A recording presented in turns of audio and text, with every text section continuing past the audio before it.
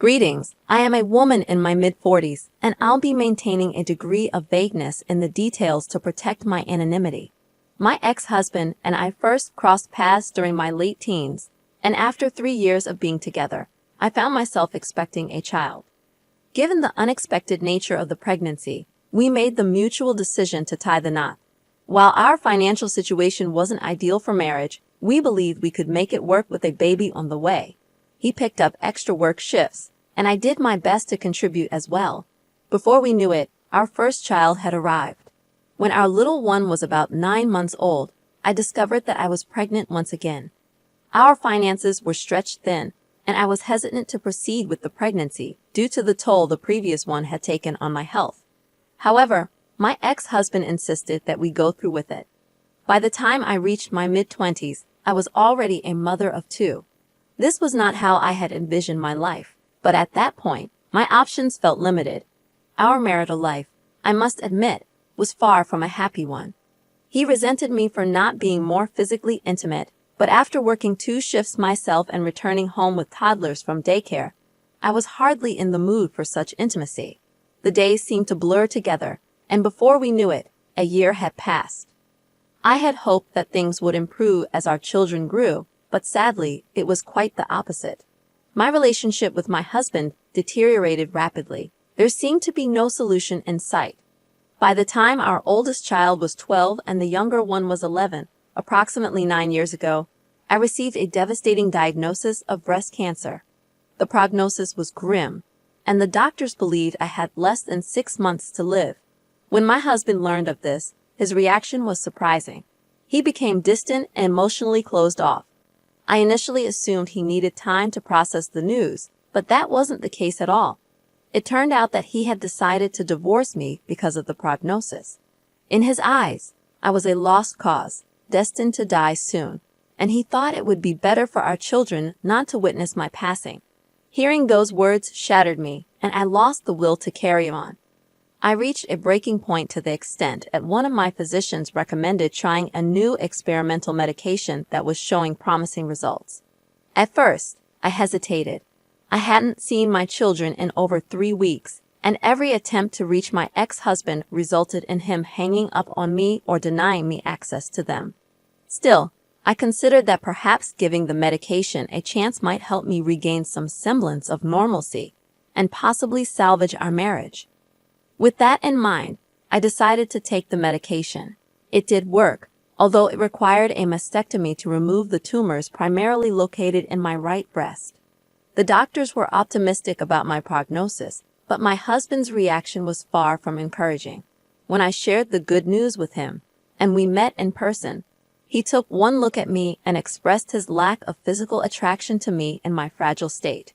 He couldn't understand why he should remain with someone he wasn't drawn to, and he informed me of his intention to proceed with divorce proceedings. To say I fell into a deep depression would be a vast understatement. Eventually, the divorce papers arrived in the mail, and after ignoring them for a week, coupled with numerous messages from both my husband and my children, I finally signed them.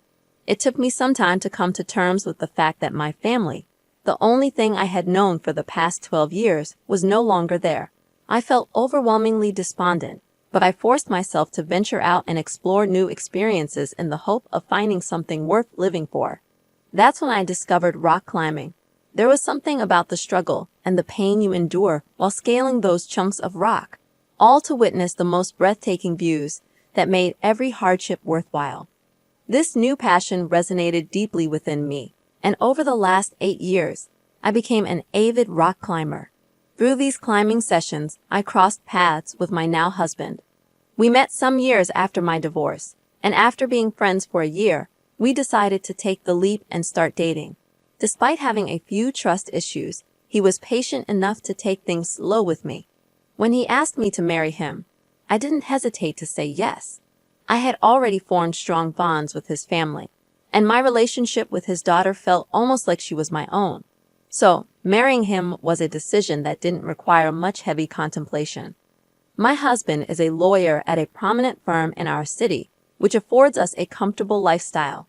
My stepdaughter, who is about to turn 18, is dearly loved by both her parents and their extended family. She is set to gain access to her trust fund, which reportedly holds more than $2 million. Being a driven and career-oriented young woman, she intends to use the money to attend the Ivy League university where she has been accepted. What I didn't anticipate was the fallout after she publicly thanked everyone, including me, for supporting her career and trust fund endeavors. Over the past 9 years, my attempts to reach out to my biological children have been met with rejection. They brushed me aside, ignored my calls, and made it abundantly clear they wanted nothing to do with me. I suspected this was due to my ex-husband's influence. However, when they saw my stepdaughter's post about the trust fund, they suddenly reappeared in my life, bombarding me and my stepdaughter with messages, essentially asking for money. They expect me to step back into their lives and play the role of their mother just because I married into a wealthy family. I find myself at a loss about how to handle this situation. While my husband is understanding, I sense that this situation will worsen if I don't address it promptly. I am uncertain about what to do next. Thank you all for your replies and comments. I took your advice and confronted my ex-husband. I warned him that if he continued to harass my family, I would obtain a restraining order against him. He argued back, claiming that I hadn't cared enough about the family to rebuild our relationship. It was evident he felt entitled to my resources. Frustrated by his attitude, I ended the call. I felt shattered after our conversation, questioning whether I had been a bad mother to my biological children. Their rejection over the years made me wonder if it was my fault. Since my last update, my stepdaughter has been continuously harassed by my ex-husband. She described a man stalking her, and I am certain it is him. I urged my husband to pursue a restraining order based on the evidence we had of these incidents. We successfully obtained the restraining order against my ex-husband, and since then, the harassment has ceased. However, my stepdaughter remains deeply disturbed by the experience. I can't shake the feeling that all of this is my fault. I can't help but think that if I hadn't entered their lives, they might have been happier. I've discussed this matter with my husband, and he's doing his best to assure me that this situation isn't my fault. However, whenever I look at my stepdaughter, I can't help but feel an overwhelming sense of guilt. I hope that with time, I'll begin to feel better. I'm struggling to understand why my life has taken such a chaotic turn. It's been a while, hasn't it?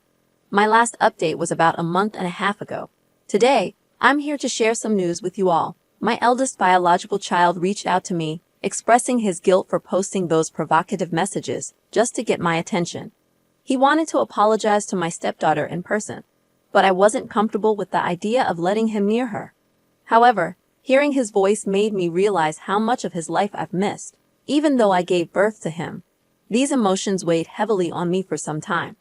After careful consideration, I agreed to stay in touch with him, as I wanted to get to know my child better.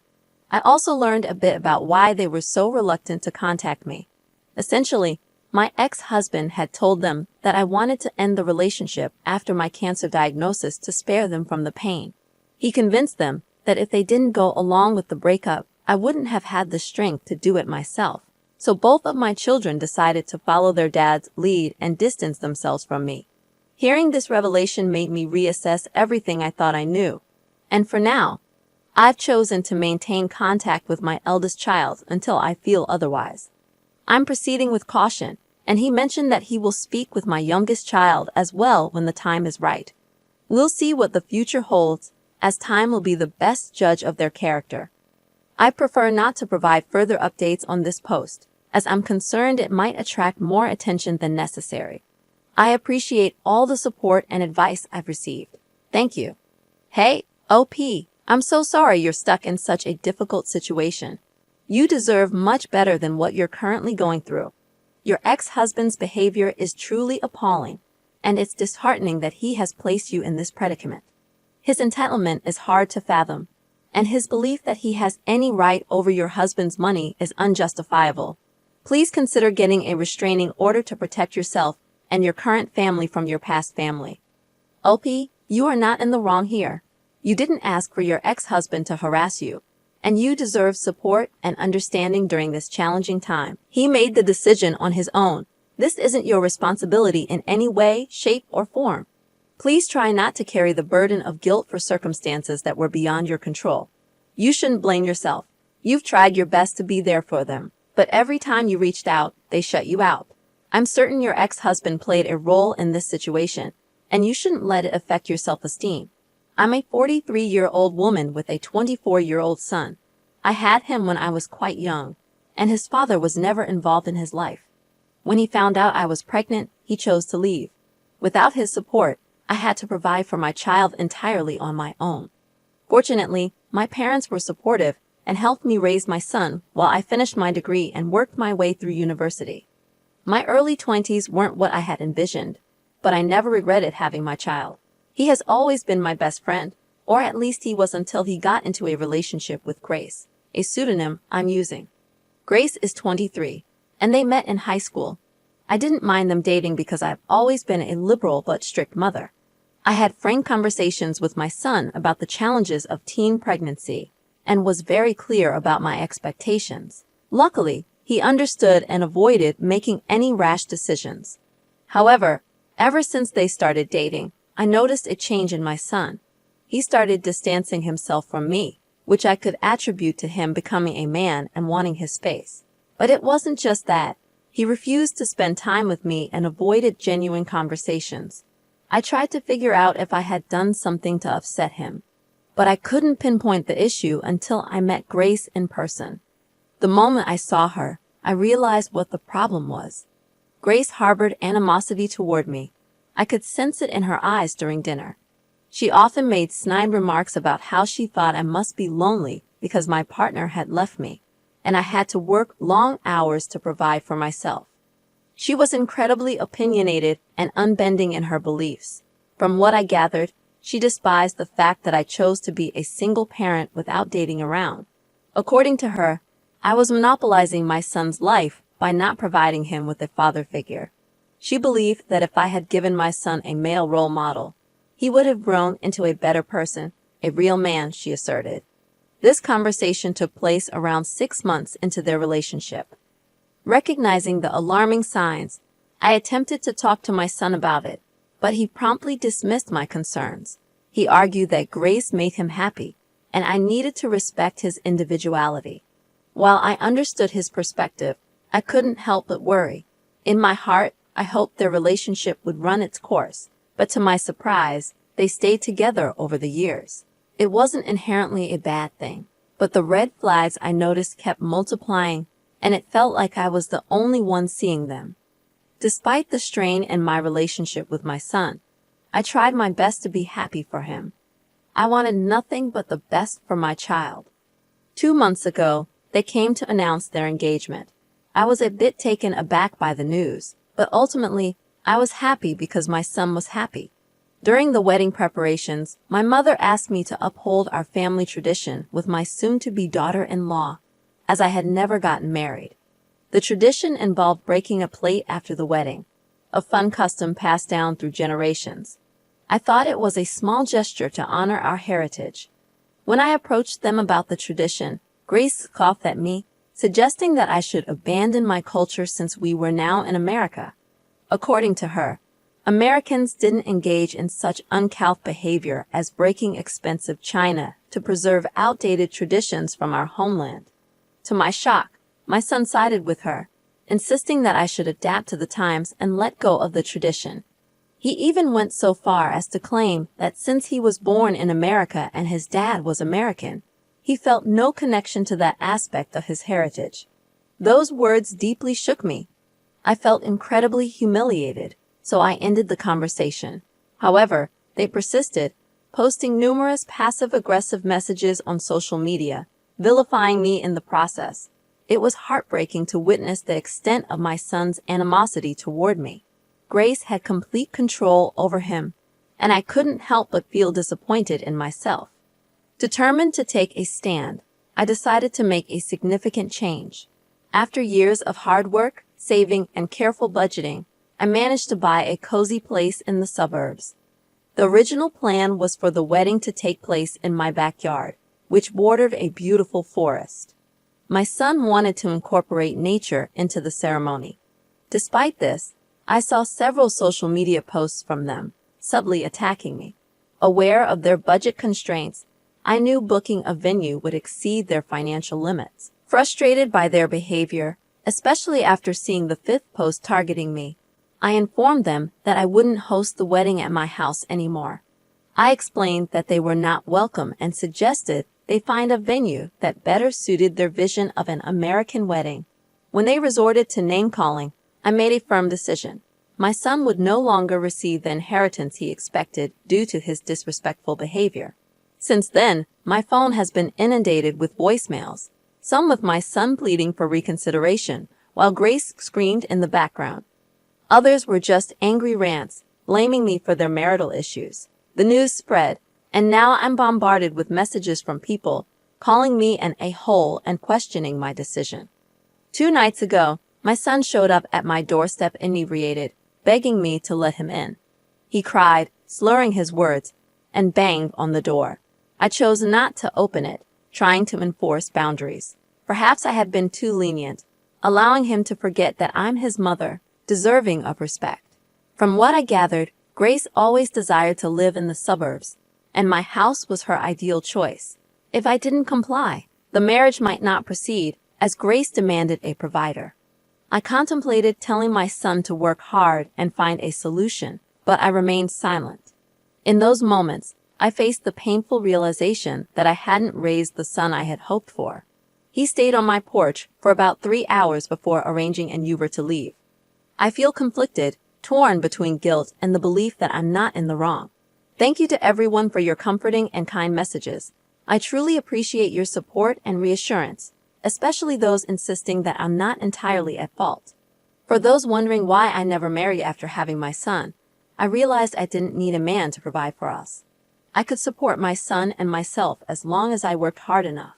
My brothers served as positive father figures, and my son always felt the love of a family without me being tied down to a marriage. Regarding my son, he's remained silent since that night. I received a couple of voicemails from Grace, blaming me for everything. I can't help but feel like I've lost my son, but only time will tell how this situation unfolds. Recently, they broke up, and my son came to my place to inform me about it. Surprisingly, he seemed relatively unshaken. He asked if I had always known Grace wasn't the one. When I didn't respond, he acknowledged that he should have listened to me in the past. According to him, Grace was primarily interested in our wealth, hoping for a lavish lifestyle funded by us. When I refused to give him his inheritance share, Grace's doubts grew, leading to their breakup. I empathized with my son, but oddly, he handled it well. Having a heart-to-heart conversation over cocoa, reminiscent of our talks when he was younger, gave me hope that our relationship could be salvaged. I'm grateful for your insights and critiques, and I acknowledge my flaws. As he stays with me over the next few days, I hope we can talk and figure out what works and what doesn't, now that he's a young man of 24. Additionally, some pointed out Grace's racism, which my son may or may not have recognized. Regardless, it's concerning that he's ignoring it. I appreciate your advice, but I hope for the chance to understand my son's perspective better. Thank you all for tuning in today. Remember, if you have a story of your own, feel free to email us using the address provided in the description. If you'd like to be featured, let us know, and we'll pin your story at the top of the comments. Please like and subscribe, as it greatly supports the channel. See you in the next one.